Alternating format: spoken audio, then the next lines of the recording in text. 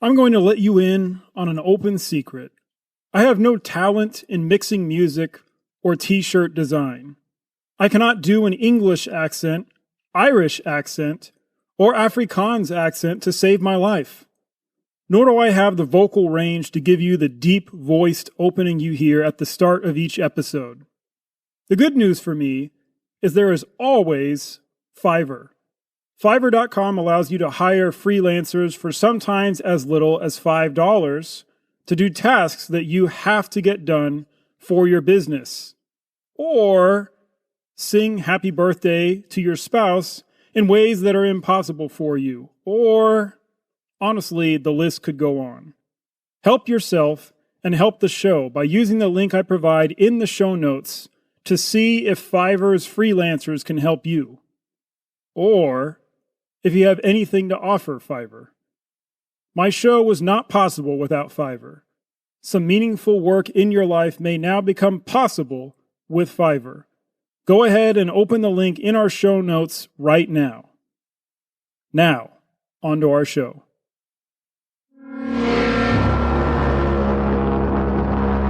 This is Forgotten Wars. Have you ever moved forward with a plan that you knew wouldn't work?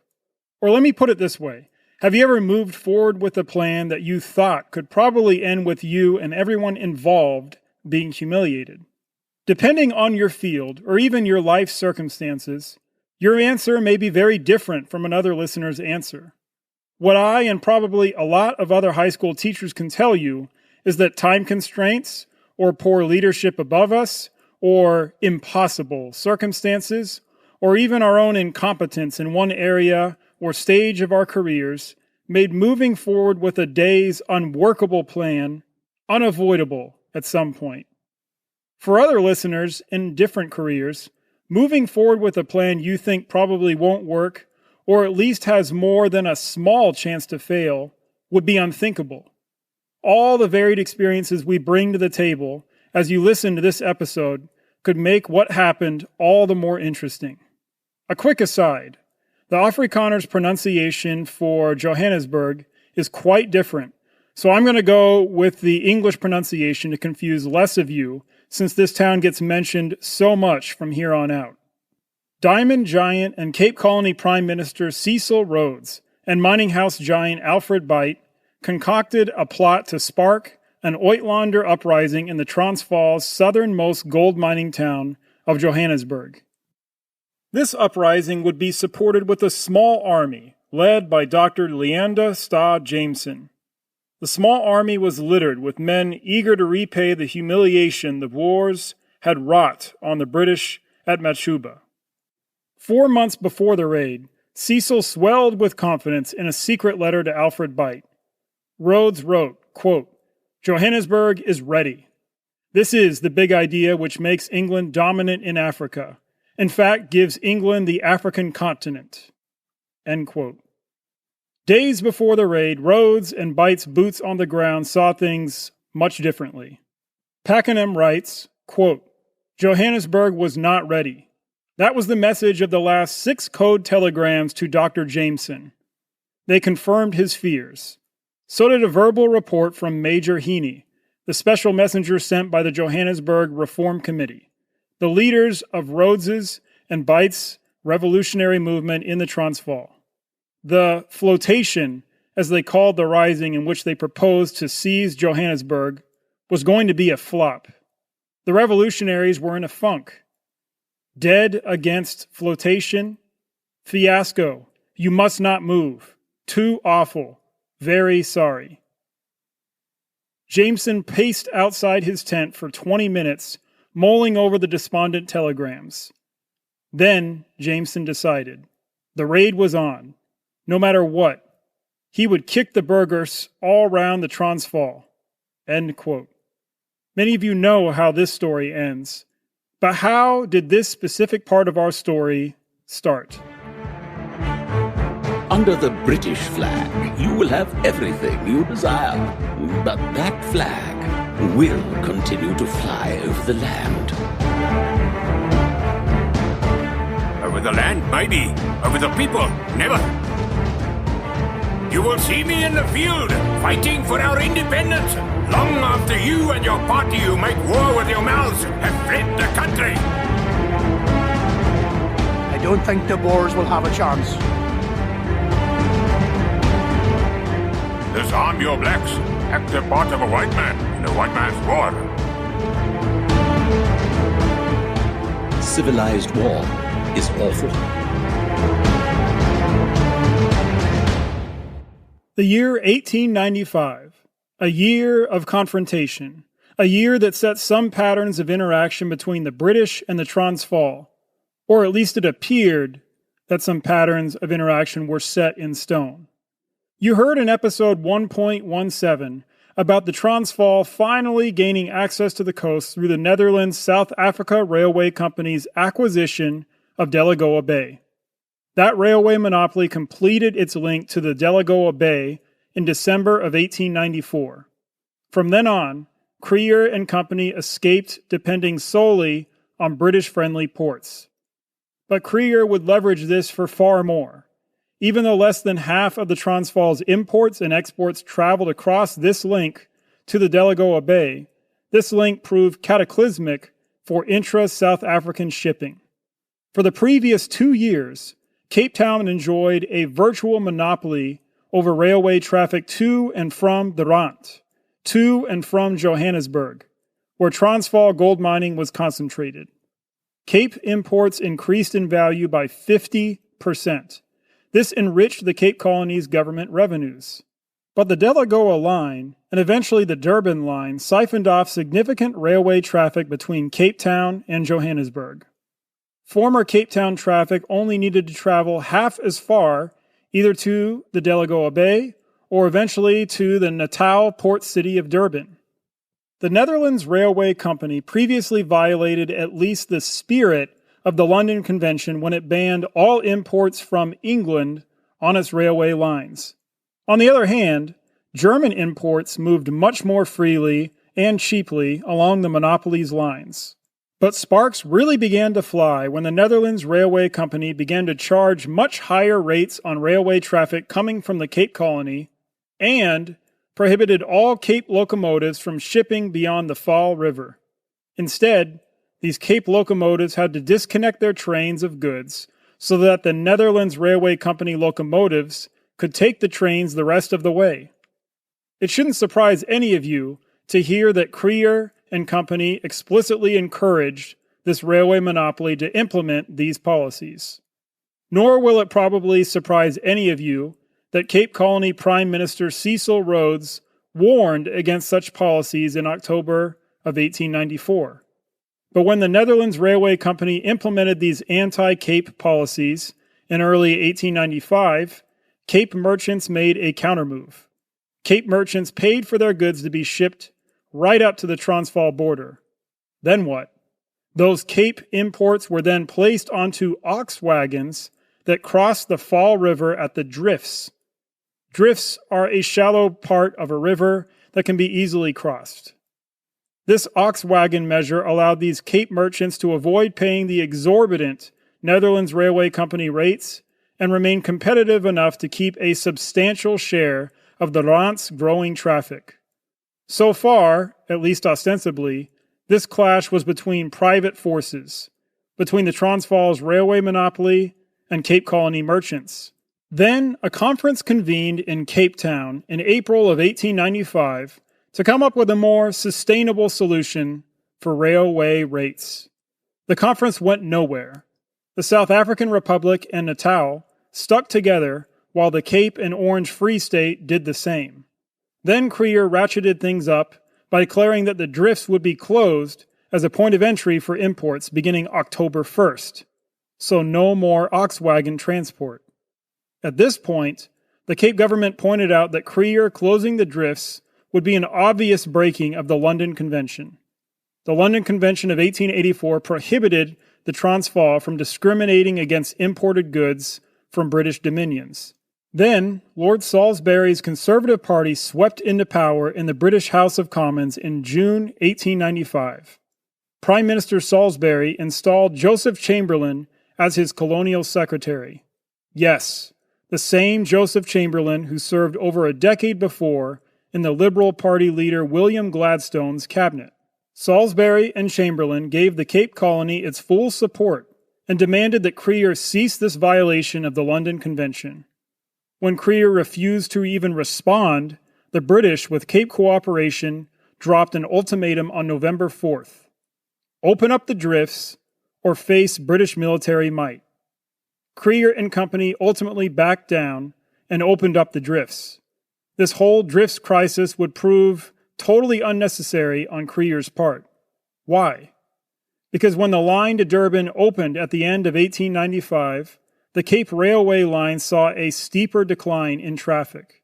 By 1897, both the Durban and Delagoa Bay lines moved increasingly more traffic to where Cape Railway profits decreased to a third of what they had been in 1894.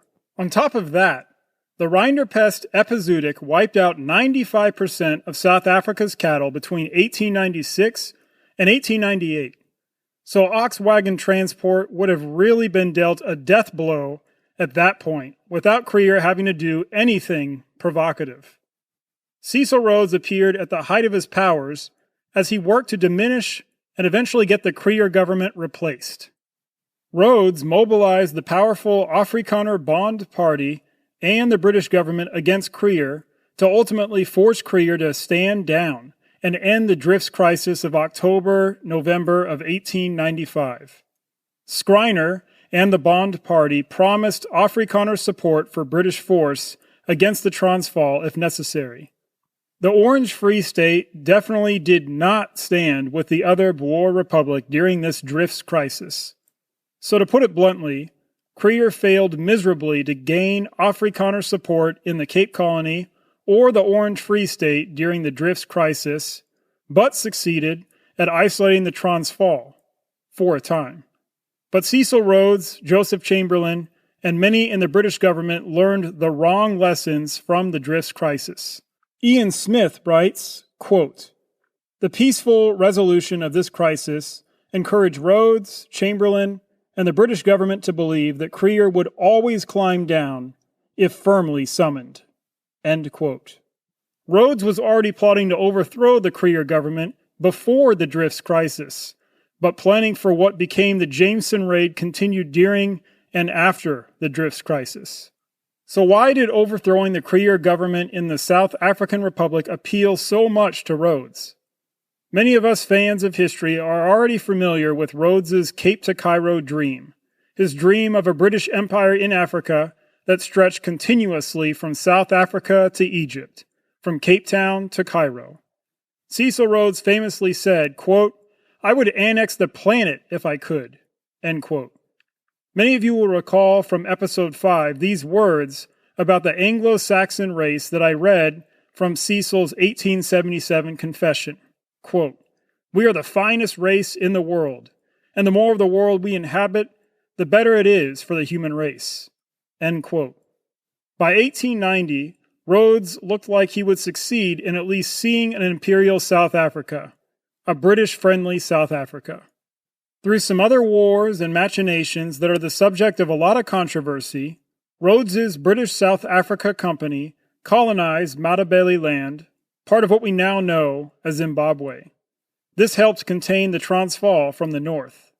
Then Rhodes and Jan Hofmeyer, leader of the Afrikaner Bond Party, tried to convince Creer to join a commercial union with the Cape Colony and leave Matabele land to the British South Africa Company in exchange for allowing the Transvaal a freer hand in Swaziland. But the Transvaal's Volksraad rejected the commercial union with the Cape Colony. So all that ultimately remained was the Transvaal agreeing to leave Matabele land to Rhodes's company, and the Transvaal getting a very free hand in Swaziland. We covered the Swaziland situation in more depth last episode. The tighter bond that Rhodes and the British hoped for between the Cape Colony and the Transvaal did not result from these agreements over Matabele land and Swaziland. So then Rhodes tried to bring the Transvaal into the fold through a different means, Delagoa Bay. Rhodes tried to buy Delagoa Bay for the Cape Colony from the bankrupt Portuguese government before the Transvaal or the Netherlands Railway Company could get their hands on it. The British government would not give its backing or use available political capital it had to pressure Portugal into selling the Delagoa Bay to Rhodes. Why? Germany. I'll read now from the book Africa and the Victorians. Quote, desiring German aid in Egypt and the Mediterranean, needing German agreement to a British fear in Uganda and the Upper Nile Valley, Prime Minister Salisbury would risk no attempt upon Delagoa Bay. End quote. The succeeding Gladstone and then Rosebery ministries refused to risk inviting more German resistance to British designs in Africa either. From mid-1892 to mid-1895. Germany explicitly threatened to turn against British designs in Egypt in 1894 if the British tried to force any changes in the Transvaal and Delagoa Bay. The German government even protested against British attempts that year to get the Uitlanders the vote in the Transvaal. So, Delagoa Bay remained just out of Rhodes's reach, and then firmly in the Netherlands Railway Company's grip. Rhodes also placed his hope and his money in gold mining further north in Zambezia. The British government and Rhodes's mining advisors all hoped that southern Zambezia would yield more gold than even the Transvaal's Rand. Instead, Johannesburg enjoyed another gold boom of its own from 1894 to 1895. So more miners, more migrants moved to the Transvaal into Krier's reach. The scales of wealth and power teetered more towards the Transvaal, away from the Cape Colony. So even if you cannot stand Cecil Rhodes as a person, put yourself in his shoes for a moment. Up until about 1890, you have succeeded at almost everything you've set your mind to. Recall from episode 1.5, I'll mention episode 1.5 in the show notes too, that Cecil Rhodes succeeded at running a farm within weeks of landing in Natal. Remember that Cecil, before he was even 19, had to take over farm operations because his older brother had chased diamond mining elsewhere. Remember too that Cecil far surpassed his brother, and almost everyone for that matter, when he decided to get into diamond mining himself. Remember Cecil made excellent decisions choosing business partners and working to consolidate the diamond industry, so much so that he had the luxury to return to England and eventually earn a degree from Oxford University while trusting his businesses to others back in Kimberley. Imagine that you're the same Cecil who returned from Oxford only to see your wealth continue to grow exponentially, and your imperialist schemes meet early success as your British South Africa Company colonizes huge swaths of territory in southern Africa. Imagine that you became the Cape Colony's prime minister in 1890 before you even turned 40. You were no caretaker prime minister. You pushed through legislation like the Glen Grey Act with amazing efficiency to make the Cape Colony into a colony that drove more natives into wage labor, more blacks and coloreds out of political power. You won more support from the powerful Afrikaner Bond Party and more potential laborers for work in your De Beers mines. Your star ascended with few who successfully stood in your way, until Krier and the Transvaal did. Then, the semi-literate leader of a former backwater republic thwarted your plans over and over again. Nothing you did to bribe Krier or make him accept your Cape Colony's influence ultimately worked. Not bribing him with Swaziland, not blocking him with Mashonaland, not trying to buy Delagoa Bay, not mining for gold elsewhere, nothing worked. In your Machiavellian view, you had sacrificed too much and come too far to let Krier stop a British-friendly federation of South African states. But you weren't alone. If you would like to help keep Forgotten Wars producing and growing, would you do at least 2 of 3 things? First, would you share a link to the podcast with someone you think might enjoy it? Second, if you're listening on Spotify, Google Podcasts, or other providers, will you make sure to like or follow our podcast? If you're listening on Apple Podcasts, would you give us a 5-star rating and write a thoughtful review there? You can even do that while you're listening. Lastly, if you want more from the show, bonus episodes, behind-the-mic access, transcripts and sources, and much more, and you want to support the show, check out our Patreon page at patreon.com/ForgottenWars. That is patreon.com/ForgottenWars. The link is also in this episode's notes. Thanks to those of you who have done one of these things already. Know that you're appreciated. Now, back to our episode. Opportunity emerged for Rhodes in the form of Uitlanders.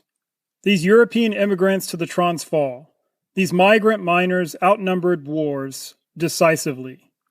Population estimates vary, and all we have are estimates. Some say that by 1896, 50,000 people lived within 3 miles of Johannesburg, and that only 6,000 were Boers. It is also estimated that Uitlanders, especially in the Rand, paid 75 to 90% of the Transvaal's taxes. The Transvaal National Union, along with more liberal Boer politicians like Vice President Piet Joubert, tried to win the vote for Uitlanders, but failed to defeat Kruger and Company in elections some months before the Drifts crisis. The Volksraad rejected 13,000 petitions for the Uitlander vote in 1894. The Volksraad gave the same answer to 32,000 petitions in 1895. More mining interests were starting to slip into the Kruger opposition's orbit. The heads of the powerful Wernher-Beit, the largest gold mining house, and Consolidated Goldfields, Rhodes's gold mining house, and the Anglo-French Company wanted to get rid of Kruger and his policies. Kruger's dynamite monopoly, the high import duties and railway rates, his wars that drove away African labor, all of his policies that cost deep-level mining dearly. But don't think that mining interests and Uitlanders represented one pro-British, pro-Cape bloc in 1894. They didn't all appreciate the more pro-native policies of the British, the hold that some philanthropic societies had on British policy from time to time, or the idea of becoming the golden egg-laying hen for all of South Africa instead of just the Transvaal. Reform leaders in Johannesburg, who had given up on winning elections, brought Rhodes into their revolutionary scheme in April 1895, though they were concerned about all the potential motives, militancy, and power that Rhodes brought with him.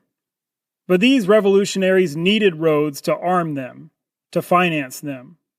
Rhodes and Beit started organizing for a December revolution in June 1895. Ian Smith summarizes the plan, writing, quote, "When all was ready, the idea was for the Reform Committee to issue arms and ammunition to a body of Uitlanders who would then take over the city.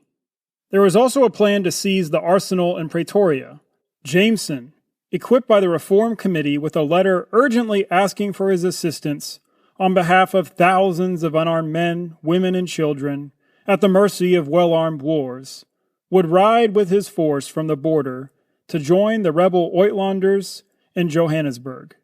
The date of December 28th, 1895 was set for the Uitlander uprising on the Rand." End quote. The conspirators didn't expect Kruger's government to collapse after all this.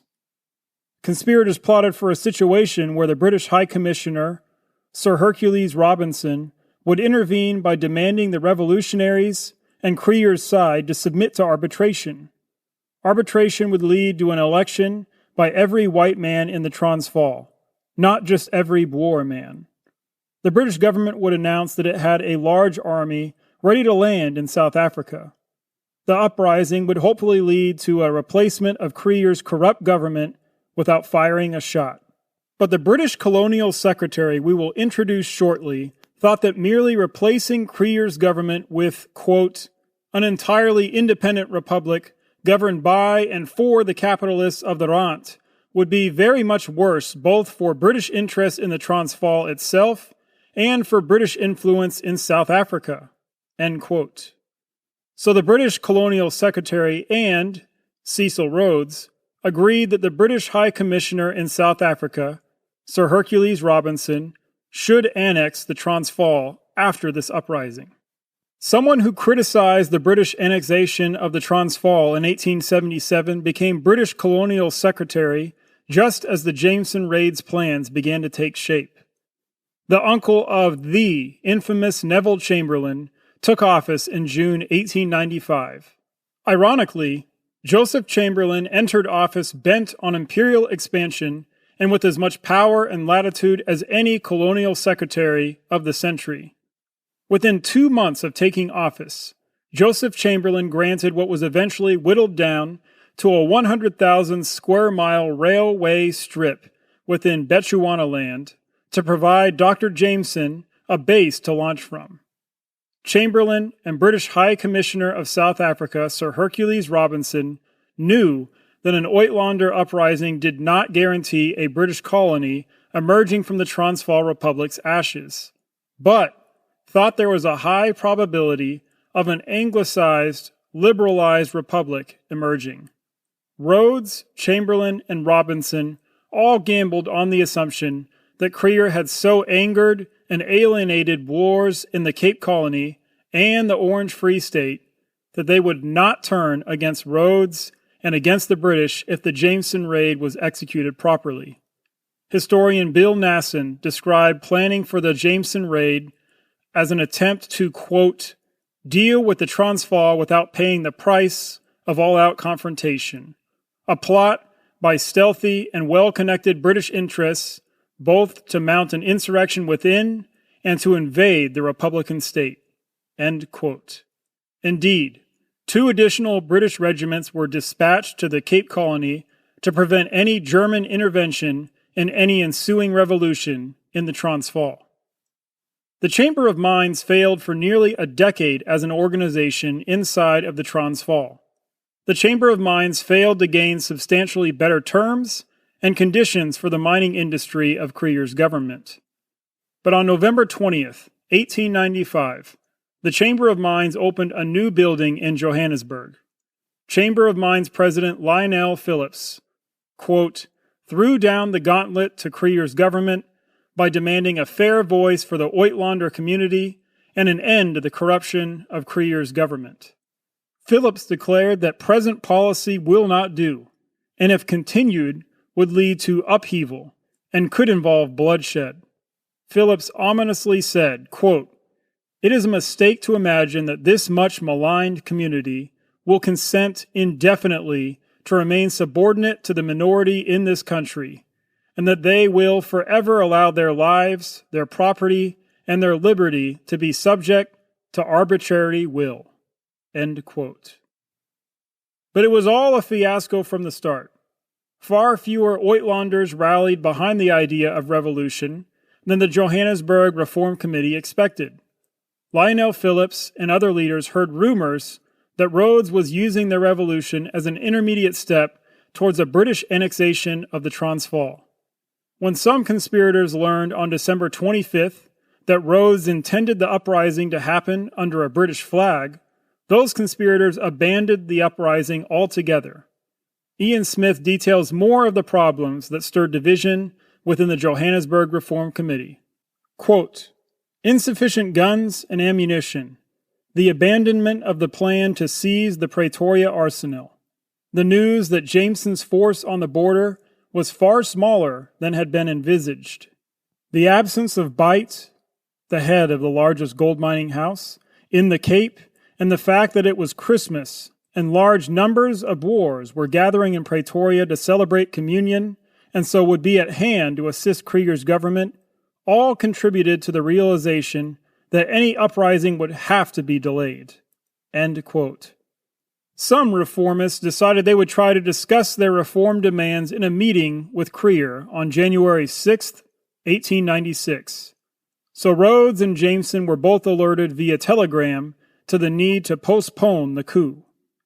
But as we mentioned before, Jameson decided the show must go on.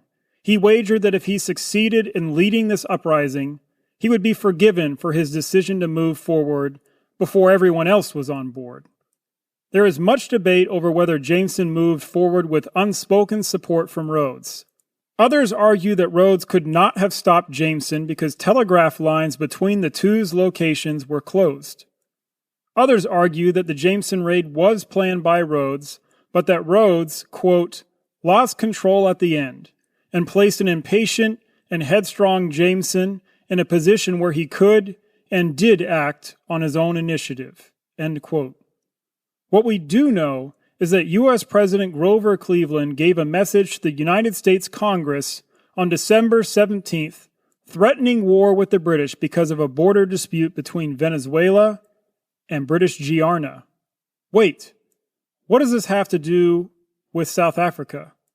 Well, British Colonial Secretary Joseph Chamberlain did not think conflict with the U.S. over this South American border would emerge anytime soon.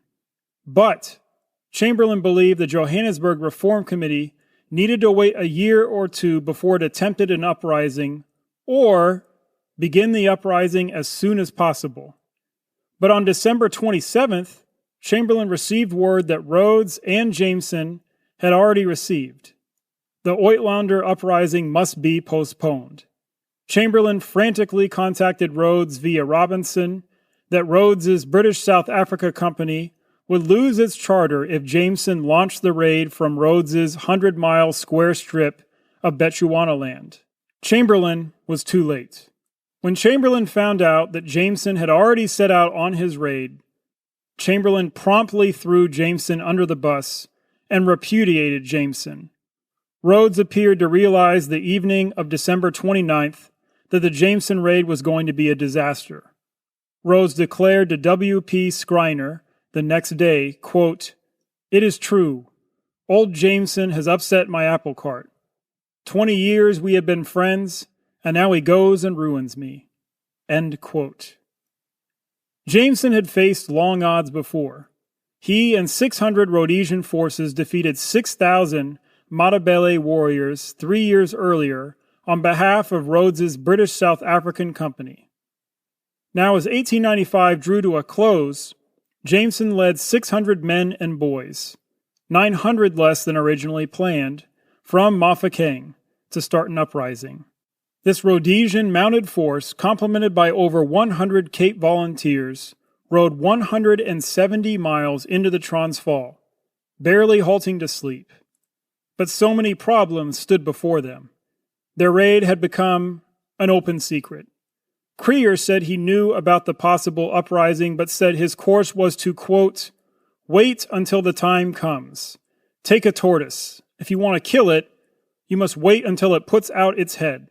Then you cut it off." End quote. The Johannesburg Reform Committee didn't know that the uprising was on until Jameson was already on his way. The organizers began frantically distributing arms and ammo to revolutionaries in Johannesburg. Creer's government ordered the Johannesburg police to take shelter in their barracks and offered further conciliation by inviting the Uitlanders to send a deputation to Pretoria to bring their grievances before a government commission. Chamber of Mines President Lionel Phillips left for Pretoria leading this delegation on January 1st. Creer's executive council also proposed to the Volksraad some concessions to the Uitlanders. Creer even said he would offer the vote to those Uitlanders who took no part in the uprising or in demanding reforms. Jameson's force reached Doornkop, just 14 miles within Johannesburg, before they were surrounded by Transvaal commandos who had shadowed them. The commandos had picked off stragglers at first, before surrounding Jameson's force. Jameson's force fired their Maxim gun in desperation at the puffs of smoke they could see. But only Jameson's men continued to be dropped by far-off Boer marksmen.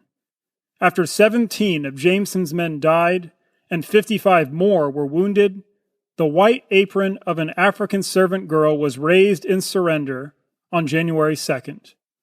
The Boers lost only one man, one less casualty than they had in their triumph at Machuba.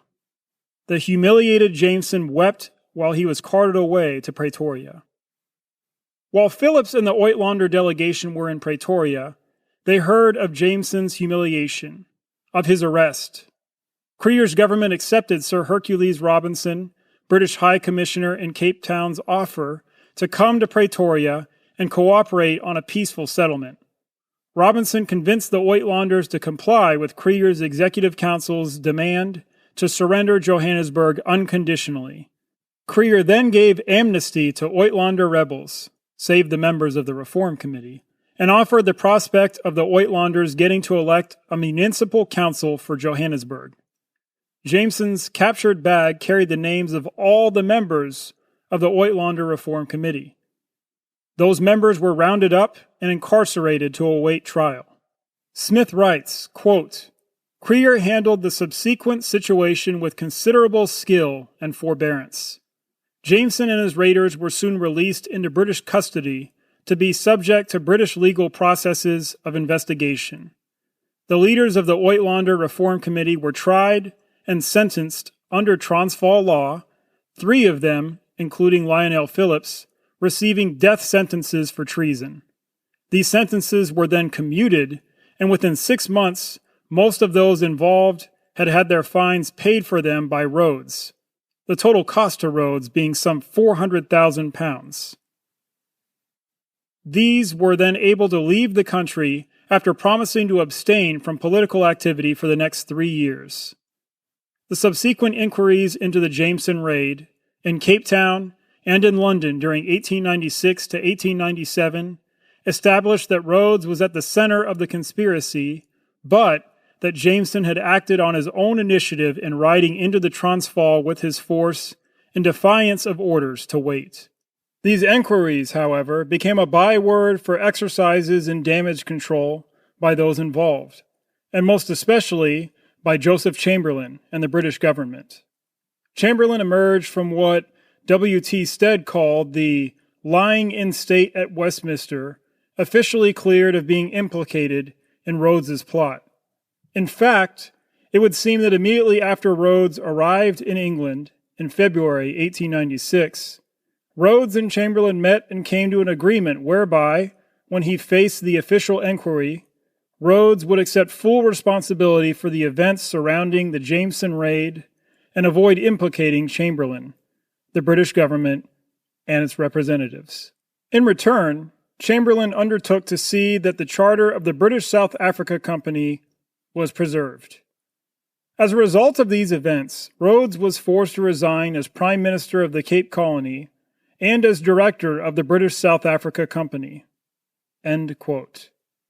Rhodes then became embroiled in Rhodesia for the next 2 years because the Ndebele saw the capture of Jameson's force as their chance to rise up against the British South Africa Company.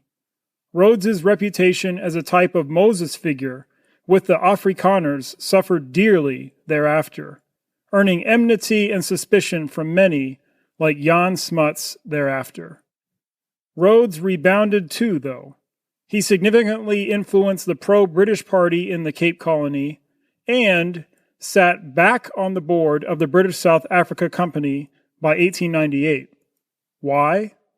Because if Chamberlain had tried to bar Rhodes from the board of the BSAC, Rhodes had lots of damning telegrams from Chamberlain that would have proven Chamberlain's complicity in the Jameson raid, thus definitively ruining Chamberlain.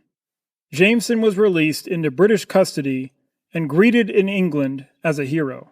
He received a modest prison sentence that was commuted after 4 months, ostensibly in part because of his health problems. Creer wrote Riley, quote, Dr. Jameson was released from prison on account of illness and recovered his health immediately afterwards. End quote. Jameson eventually returned in triumph to the Cape Colony, becoming its prime minister from 1904 to 1910, and then became president of the British South Africa Company from 1913 to 1917, when he retired to England. The aftermath of the Jameson raid confirmed in Creer's mind that Chamberlain and the British government could not be trusted, that Chamberlain and the British government were bent on robbing the Transvaal of its independence.